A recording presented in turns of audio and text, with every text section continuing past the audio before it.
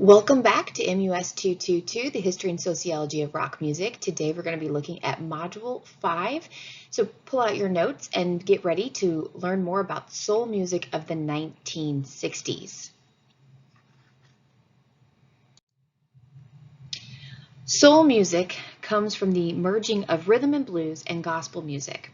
The first real fusion of the two styles came in 1954 with Ray Charles' landmark record, I Got a Woman, which became a blueprint for soul music and inspired other musicians. The music of the church and the music of the nightclub traditionally served different purposes until the mid-1950s. Although black clergy vilified him, Ray Charles became nothing short of a hero to the rest of the black community. Take a second here. While you finish your notes, pause and listen to a little bit of Ray Charles' What I'd Say.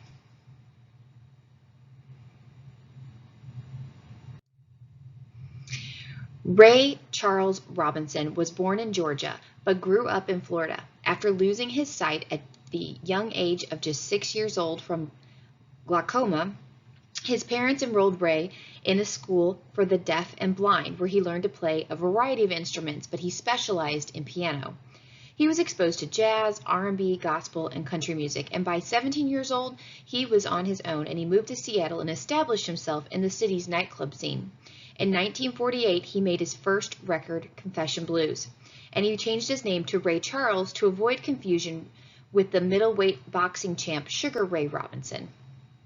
By 1954, Charles was signed with Atlantic Records after he was heard playing I Got a Woman at a nightclub in New Orleans, and his first big break, though, came in 1959 with What I'd Say, which you just listened to, hopefully. Charles left Atlantic to sign with ABC and had hits with Georgia on My Mind and Hit the Road Jack. From the early 1960s on, his career focused more on pop and easy listening. Although he was the target of some criticism over the years for his pop leanings, Charles always gave every song his own highly personal rendition with a singing style that was one of the most influential and widely copied in American music. The icon of soul music died on June 10, 2004 of liver disease. James Brown, known as the Godfather of Soul, was one of the most consistent contributors to the soul catalog of the 1960s and played an important role in the music's evolution into 1970s funk, as well as being inspirational and influential to the birth of hip-hop culture. And we will bring up James Brown again in later modules because of this. His stage shows are just legendary. They're displays of athleticism and showmanship, and his many dance moves have been widely copied. Brown was born in South Carolina in 1933 and was raised in Georgia by his father. He was very small in stature and he was just dirt poor. Brown was picked on by other children. He came to school barefoot and searched through garbage cans for food and clothing. At the age of 16, he was sentenced to 8 to 16 years on armed robbery conviction. In prison, Brown focused his attention on becoming an entertainer, and he joined a gospel vocal group that incorporated dancing and choreography. After his release in 1952, Brown kept the group together and named it the Flames and began tailoring the act to include more R&B material. He was signed in 1956, releasing their first record, Please, Please, Please. Take a second, pause here, and listen to a little bit of this song. Although his recordings for the next 2 years generally sold poorly, Brown's exciting live performances, which included at least 10 costume changes in a cast, were approaching legendary status, and it earned him the nickname Mr. Dynamite. In 1962, Brown reached a turning point in his career with the release of Live at the Apollo, which hit the charts and stayed there for 14 months. While Brown shrieked, screamed, grunted, and wailed, the melodic and harmonic instruments in the band, which are the guitar, the bass, organ, and horns, were played in the short, staccato, non-melodic ways that essentially turned them into basically rhythm instruments. Brown even went so far as to disperse with the traditional verse-chorus format and utilized the more minimalistic concept of simple 1 or 2 bar repeating phrases to create this almost like trance-like effect. Although Brown's music was too African-rooted with the avant-garde, rhythm-oriented approach for white audiences. His success made him a symbol of pride and cultural identity for many blacks. Brown did not take his role as a spokesman lightly, and he recorded the song Say It Loud, I'm Black and I'm Proud in 1968, which became a true civil rights anthem. Pause here and take a second to listen to I'm Black and I'm Proud. Say it loud, I'm Black and I'm Proud. At the pinnacle of black popular music in the 1960s was Detroit's Motown Records. It was founded in 1959 by songwriter and producer Berry Gordy. With a sign that read Hitsville, USA, over the front door of an 8-room house in Detroit, Gordy created the largest black-owned business in the U.S. in the 1960s. Gordy's business strategy was very simple: to bring young black talent in off the streets of Detroit, groom and cultivate them, back them up with a very highly polished production, and sell them to the largest possible crossover audience. Gordy talked his way into producing a local group, the Miracles, with lead singer Smokey Robinson, with their single, I Got a Job. The song went nowhere, but it established a very important relationship between Gordy and Robinson, who would become Motown's first important songwriter and producer. Creating his own label, Shop Around by the Miracles and Please Mr. Postman by the Marvelettes were the first blockbuster hits. Because Motown was actively involved in the artistic development of each of its stars, careers were often patiently nurtured over a period of years. The Temptations and the Supremes took 3 years before they had a single hit. The Motown process of transforming a street singer into a pop star was a model of assembly line efficiency, and the results were just stunning. And kind of think of the assembly line when in Detroit, Michigan, we have like the car companies where they're building cars all the time, and so they do this on an assembly line. Well, that's kind of how the Motown process worked. And as you can see, there was steps here, and so they would have finishing school with step 1. So it would teach their artists how to walk and talk and dress properly that would be more appealing to a white audience. They also had lots of dance lessons. They learned how to have a stage presence that wasn't confrontational, again, for a white audience. The music production was all in-house. They had their own songwriters, arrangers, producers, even their session musicians. Everybody was all there in-house writing the music, and everything went through Berry Gordy. He had his thumb on every single thing. They even did their own distribution of records, and then of course they also did their own talent agency, and so they helped to get the talent out and into the communities and into the spotlight there. So this is called the Motown process, and it's like we said, it is that assembly line kind of process, just like Detroit, Michigan has the assembly line to make cars.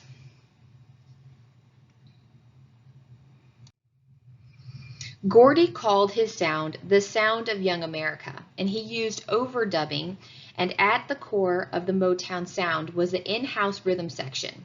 And like I said, the in-house rhythm section was like everything was there, but they called themselves the Funk Brothers.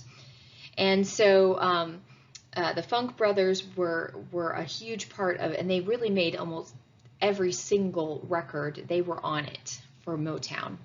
So here are the characteristics of Motown. It's very pop oriented, has no rough edges, so it's very able to be played for a white audience. And that was one thing about Motown music, was that it was not just for black audiences, but that it was actually for white audiences too. It had a very good rock solid groove to it. They used heavy use of string and horn or orchestration. They added percussion to emphasize the backbeat. And we'll watch a little bit of a Motown documentary here next, but this helps you understand how this all worked. And then also really was focused on vocal harmonies. By the late 60s, early 70s, many of Motown's artists began to leave the company. They were angered over stingy contracts and agreements or fed up with Gordy just being overbearing and controlling. Remember, he had his thumb on every single thing that they did. In 1971, Gordy shut down the Detroit operations of Motown. Now, please pause right here and look at the Motown documentary. You should have questions in your notes to answer as you watch this, but this is going to give you a more insight on how this all worked.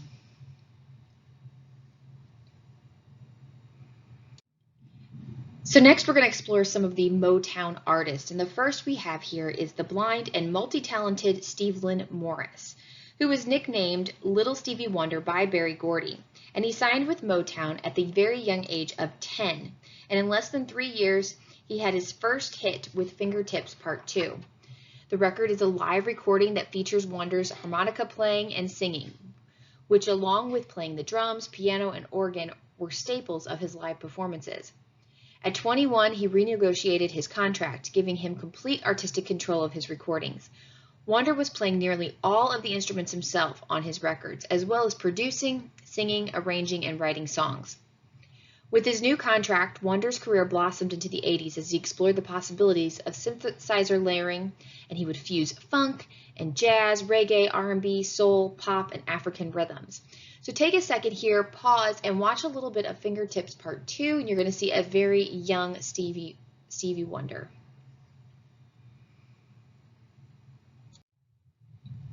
As the son of a Washington, D.C. minister, Marvin Gaye grew up singing and playing organ in his father's church. As a member of the Moonglows, which was led by Gordy's brother-in-law, Gaye was discovered, and he was signed by Gordy after he actually married Gordy's sister, Anna. Now, he worked first as a session drummer, and he began his solo career in 1962 with songs like I Heard It Through the Grapevine and Let's Get It On. So take a second, pause right here, and listen to a little I Heard It Through the Grapevine.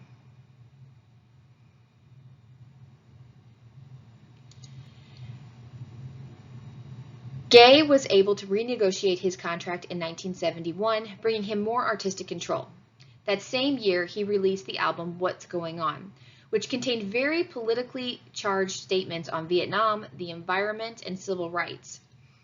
After a bitter divorce from Anna and a drug-filled lifestyle, he moved in with his father in 1983, with whom he fought constantly. After a very heated argument on April 1st, 1984, his father actually shot him to death from point-blank range.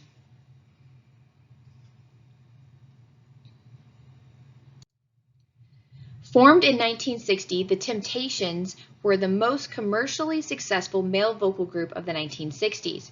After poor record sales for several years, the group's luck changed in 1963 when lead vocalist David Ruffin was added, and Gordy signed them to producer Smokey Robinson. Their new release, The Way You Do the Thing You Do, was a success. The group's primary attractions and the precise choreography and alternating lead vocals of Eddie Kendrick's high falsetto and Dave Ruffin's low husk. So take a second, pause here, and listen to the group's The Way You Do the Things You Do. In 1966, a more soul style emerged with Ain't Too Proud to Beg. In 1968, the group recorded more socially conscious music, including Cloud 9, which was about drugs, Message from a Black Man, War, and Papa Was a Rolling Stone. The Temptations left the label in the mid-70s. Before we move on, hit pause again, listen to Ain't Too Proud to Beg.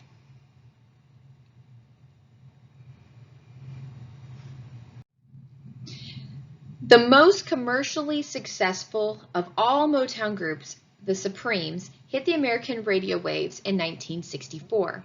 They were originally known as the Premettes. Diana Ross, Mary Wilson, and Florence Ballard grew up in Detroit's Brewster Housing Project. Now, they were rejected at their first audition with Gordy. They sang backup roles on recording sessions, and Gordy finally signed them in 1961. By focusing on Ross's sultry and dramatic vocal style, Ballard became disenchanted and left in 1967. Ross went on to have a successful film career. And so here's an example for you to listen to, a little Baby Love. Pause right here, take a listen to Baby Love. Originally from Gary, Indiana, the five Jackson brothers, which include Tito, Jermaine, Jackie, Marlon, and we all know Michael Jackson, were under the direction of their father, Joe Jackson. Signed in 1969 by Motown, their first four singles were hits. Early on, it became obvious that the focus of the group was on the 11-year-old Michael Jackson. The Jacksons left Motown in 1975 in dispute over artistic and financial control. All right, guys, so this is one of those links that goes down quite often with the Jackson 5 songs, okay? So try clicking the link. If it doesn't work, just do a quick search on YouTube for ABC by the Jackson 5 and take a listen.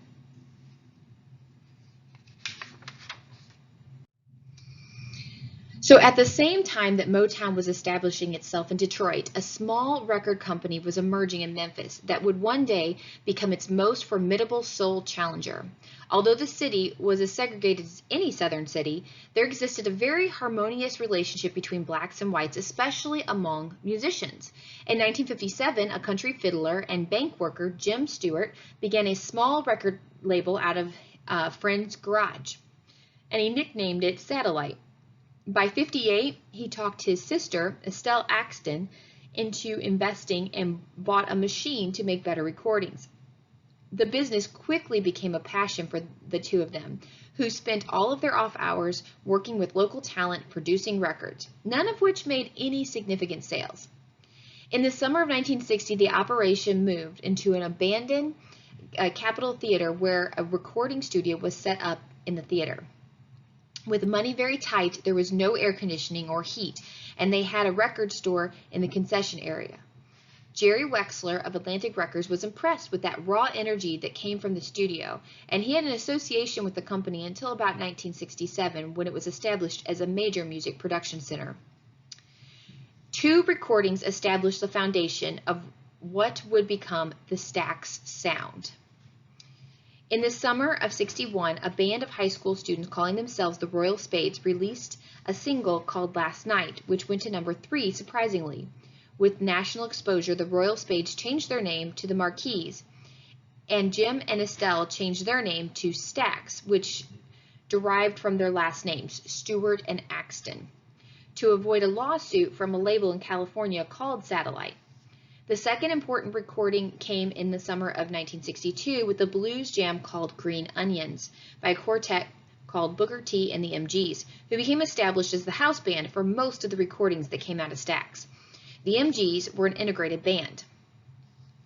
Stax grew quickly, realizing that their destiny was in soul music. The company put up the words Soulsville, USA on their theater marquee. Like Motown, a variety of in-house songwriters were used to crank out songs, but unlike Motown, everything was done in live, spontaneous environment. Songs were often composed on the spot. Compared to Motown, the Stax sound is punchier, it's more direct and emotional. It's not overly produced, and it's more authentic. All right, take a minute, pause right here while you're finishing your notes, and hit Green Onions so you can listen to it.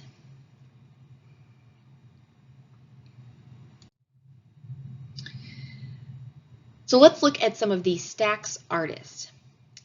Otis Redding was born in Georgia and as a kid sang gospel and played the drums in a school band. With the group, the Pine Toppers, he first recorded with Stax in 1962. Although the song only cracked the R&B charts, Redding made a name for himself. Redding's career flourished through the mid-60s, especially after a performance at the Monterey Pop Festival in 1967, which introduced him to a much larger white fan base. Just as his career was beginning to take off, his private plane crashed on December 9, 1967, killing Redding and most of the band members. 3 days before his death, Redding made his last record, Sitting on the Dock of the Bay. Pause here and take a listen to this song. It's actually one of my very favorite songs. It's very relaxed and smooth sounding.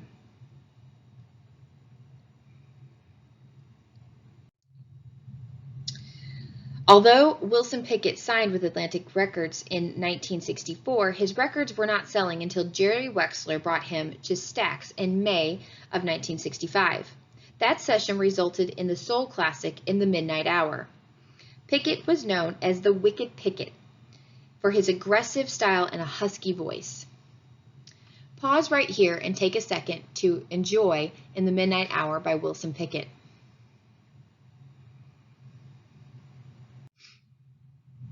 So now we're going to talk about one more artist, but I do want to take note that this artist is neither a Motown nor a Stax artist, but just a soul artist from the 1960s. So Aretha Franklin was born in Memphis and she grew up in Detroit, but her first recording contract wasn't with Motown, like we said, and it wasn't with Stax. It was actually with Columbia Records. Her father was a nationally known pastor of a 4,500 member Baptist church in Detroit, where Aretha began her singing career at the age of 8. By 14, she released her first album. It was comprised entirely of gospel music that she recorded in her father's church. After signing with Columbia Records, she produced 10 albums that resulted in only that one hit, so she left Columbia and she signed with Atlantic Records. Her first #1 hit came from her recording of Otis Redding's Respect. And I know a lot of us think that that is her song. It's actually a cover from Otis Redding. Franklin has the ability to take a very remarkably wide variety of songs and give them that soul rendition. She is also a very fine pianist and composer in her own right. Her aesthetic, gospel-filled voice is one of the most recognizable and influential in the history of pop music. All right, guys, this is the end of the soul lecture. Before you finish off, make sure you click the link and listen to some RESPECT and finish out the lecture that way.